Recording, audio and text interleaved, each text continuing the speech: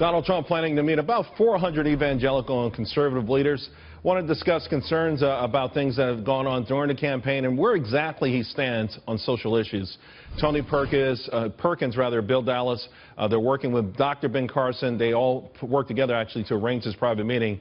And one person who will be at the meeting, joining me now, Vander. Bob, thanks a lot for joining me. Donald Trump, he had great success with evangelicals, particularly early on with the voting in the South, but there was no doubt there was a group of evangelicals who made it loud and clear their sort of disappointment with Donald Trump. Other parts of the party that were dissatisfied with this campaign are starting to come around. What's it going to take for you and other evangelicals to more or less jump on the Trump train? Well, I think with evangelicals, Charles, it's a bit of a tale of two cities. On one hand, we're thrilled that he tapped into the emotion of how upset everybody is with politics as usual, with Washington, D.C., the way it stands today. But on the other hand, we're not exactly sure where he stands on a lot of the issues that are important to us, like life, marriage, religious liberty, our alliance with Israel, and other things. And so there's some concerns. So I think what the whole goal is here is to have a conversation with Mr. Trump, let it be unvarnished, let it be transparent, and let's see if he's somebody that we can get behind to support and hopefully vote for. Now, some observers will say, well, those items that you just clicked off, if you will, there's probably no doubt that Donald Trump is going to be more conservative with them and closer to your liking than Hillary Clinton would be. So would that be enough for you and others who are still resistant? Well, there's no doubt that Hillary Clinton's a great motivator, because you're right, Charles. She's not even going to be close to where we want her to be on pro-family issues, and Donald Trump, we believe, will be closer to that. But for many of us, we're going to put principle over politics, and one of the things we're going to look at, Charles, is who does he surround himself with? Who's going to be his vice presidential pick?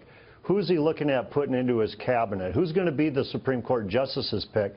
Because those are all critical decisions that are going to determine what kind of leadership Donald's going to bring to the White House. Well, Bob, the list he released last week for the Supreme Court, was that okay? I mean, were there some names on there that you felt would protect religious liberty? I tell you what, that was a great start. Those 11 names, I think, with conservatives was kind of universally applauded. The catchphrase in there, those when he said, yeah, there's some more names that aren't on there, but they're going to be. So what we'd like to know is who are those other names? We don't want to be surprised.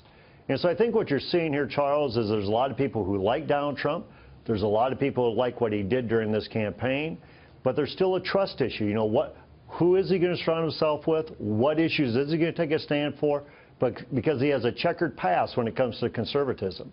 You know, Bob, you retweeted today, be humble, thinking of others as better than yourselves. Was that a subliminal message before this meeting to Donald Trump? No, but I think we all benefit from being humble and think higher of others than ourselves. And it's a mark of leadership. Usually when you see a strike of humility in somebody, you're seeing a leader. When you're seeing just plain out pride and arrogance, you know, that can be dangerous leadership. And so therefore, that's something that we retweet because we believe our standards are higher than politics. We believe we need cultural transformation that then will impact elections and influence policy. Well, on that note, I'm going to say amen, brother. Thanks a lot. Appreciate your time tonight. Amen.